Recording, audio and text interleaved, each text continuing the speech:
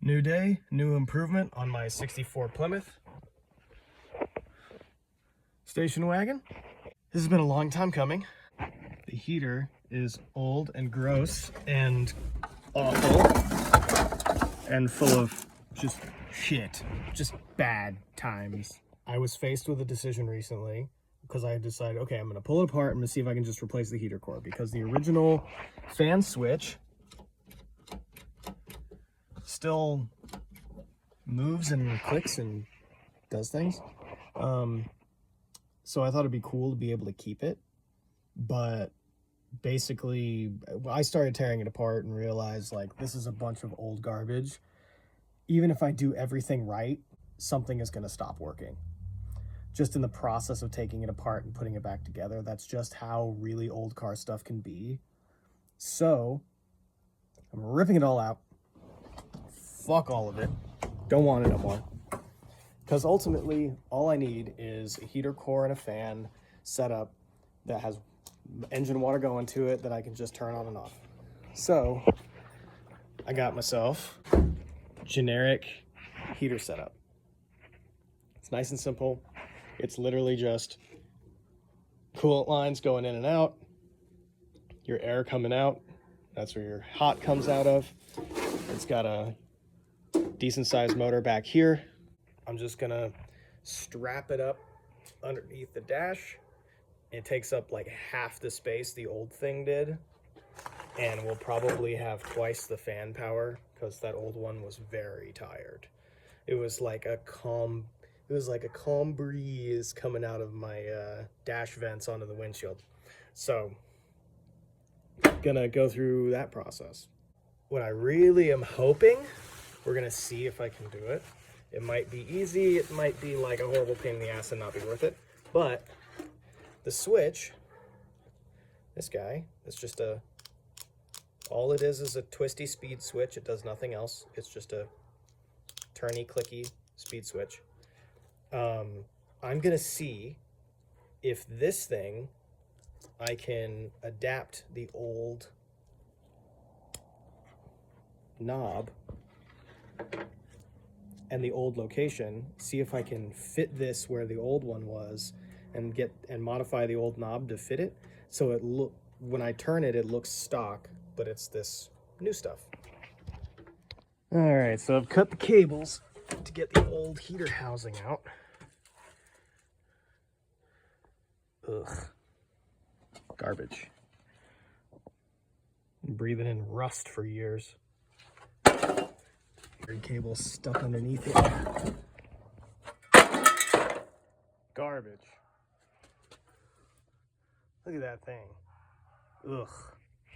And there's the two exit ports. And then on this side is where it was like kind of a weird like flap. You could like open for passenger side feet heat. It's very strange. And I don't want none of that garbage no more. Fucking sucks. Now we got some light.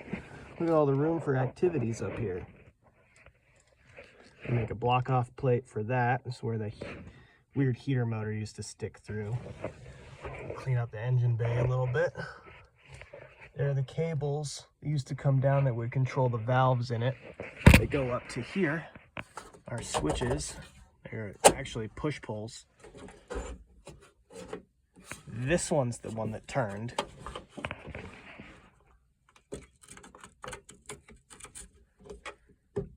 It's also a push pull. It's very weird, but that thing's, I'm gonna try to gut that one and put that on the guts of the new switch to make that work. We'll see. And then here's the hoses. Those are the two that go up to these hood vents. So I'm gonna try to plumb that to the new ones to make that work. Probably gonna have do a couple of Ys and make that work, because the new ones are a smaller size, so figure that out. Here's where my battery cable comes in. Need to tie that up out of the way, because that goes under trim, under the carpet and everything. It goes all the way back to underneath the back there, where the quote-unquote trunk is. And So I got to route that out of the way so A, you don't see it, and you don't step on it and make shorts happen and cause electrical fires and bad times. So yeah, another step. Now I got to clean up all these cables that came out of these switches and make sure the wires are out of the way and get all that sorted out before I start putting new stuff in. So here's the new switch. That's all wires, normal stuff. Here's the hardware and the knob. And then here is the old one that has the crazy push-pull cable in addition to the hardware. That's just a lock nut and this piece, little trim piece, and the knob, which has a grub screw, nice and easy. So the plan is we're going to use the hardware from this because they're a different thread size. The trim ring is going to go on first before anything after it's pushed through the hole in the car. And then these two are going to go on because they actually fit nicely right in there. It's actually a nice, pretty close fit. And then nut on that. And then this guy, it's got a smaller D shape than the new one, but it's a D shape nonetheless. So I'm just gonna shave this one down a little bit until it fits. And then the old knob will just slide right onto the old switch, or no, the new switch, and it can just go into the stock location and look completely stock, but have a new heating system that's all new, just with the old fascia and old switch. So we're gonna keep it nice clean look because the fewer extra bits I can have, the better. This is something I also would like to do with the radio, is at least have volume control be like an old switch, or at least have the whole system hidden. So it's not like, I don't want a bunch of newer stuff if it's gonna be ugly. And that's what I think this would be if I left it, if I just kept it as the new shit and just stuck it somewhere. I think it'd look like garbage. So integrating it into the old stuff, it's gonna be sweet. All right, we got this thing now sufficiently shaved down. Still that nice D shape, but now, good old one-handed clumsiness.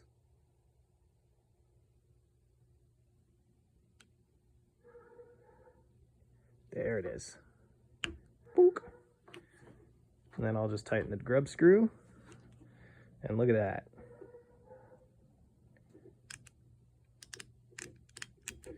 It's even in the same direction. You got the little arrow guy. Hell yeah. I adapted the old hoses, wrapped them up a little bit, make them a little nicer so they're not falling apart. Attach them 2-to-1 to the old ones. Watching a little Primo talking about old tracks he's made over the years. Love that hip hop shit. But yeah, got this all sorted out and gonna throw it in the car, figure out how I'm gonna do it. Probably gonna use some like riv nuts against the firewall with that. Yeah, another day. Skipped a bunch of stuff because I was just dealing with little fiddly stuff and I just didn't want to film while I was dealing with it. So got my heater hoses routed and I got the unit installed. I'll show it in a second. But while I'm here, I figured I bought some breathers, so I might as well throw some new breathers on because this old shitty one I had on that's got the weird filter guy, the cap came off of it at some point and it's just been kind of puking oil around. So time to get rid of this. And this yellow, this is glue. This is like the weird stuff that the metal attaches to. It's fucking garbage. So I just got a couple of plain black breathers. Again, I'm not doing anything crazy. No innovation, just clean, simple, straightforward, normal hot rod stuff. And these just go book. Looks clean, and we'll do the job.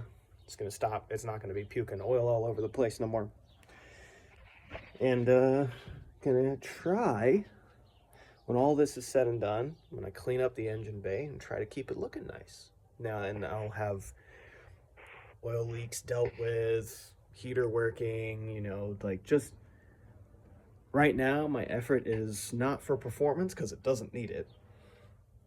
The effort is just to make life easy and make things nice so that if I want to daily drive it, I can, and not be stressed about what's going to go wrong, or, you know, is this going to, like, if it gets cold, am I going to have defroster issues, you know, things like that. So yeah, just making life easier. So got the unit installed with 2 riv nuts at the back there, just in the firewall, and then some nice long Allens that are just holding it in. And it's pretty sturdy. I'll probably add a couple straps on the side and then just find something to attach them to going up, just so that not all the weight is just on those little brackets in the back. But it's not that high a priority because it doesn't weigh that much, and these are pretty strong. It's holding up pretty well. So, and then here's my hoses sticking through. I've added some PVC tape to the actual hoses themselves so they can just be one continuous piece going all the way through. I'm making a point to eliminate potential points of corrosion. So if I can just protect the rubber and just have it go through the firewall with a nice, like, tight joint, that's what I've decided to do. And yeah, got plenty of heater hose, way more than enough, which is the right thing to do. If you need something, especially if you're going to go to, like, say, an auto parts store and be like, okay, I need X amount of feet of this, buy extra. Because you'll never know if your, like, general idea of, like, oh, this will probably be enough. For example, I went into the store and I bought 8 feet, but I initially was thinking, oh, I could probably just get away with 6. 6 might have been a little short, because this one plugged in only has maybe that much extra, and then this one, again, probably only that much extra. So 8 feet was the right move. Okay, taking me a bit of time, but hey, look, got our stock knobs on this bitch. Except if you look real close, oh, that one's a little different, because if you listen,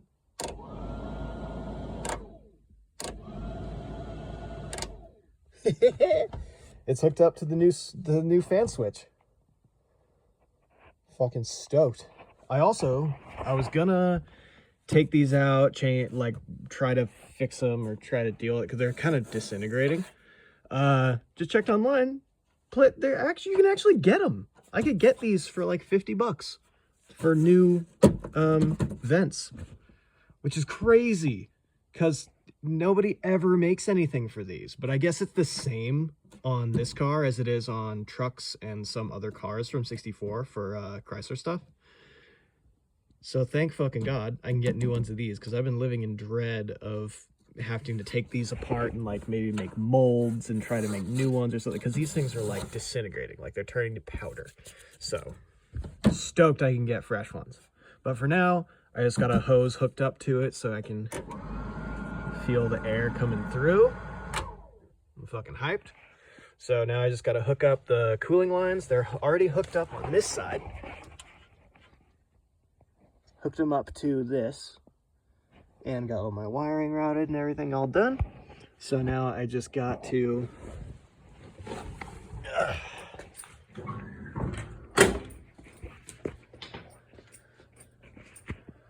hook them up over here and then start running the water through it and fucking have a heater. Stoked.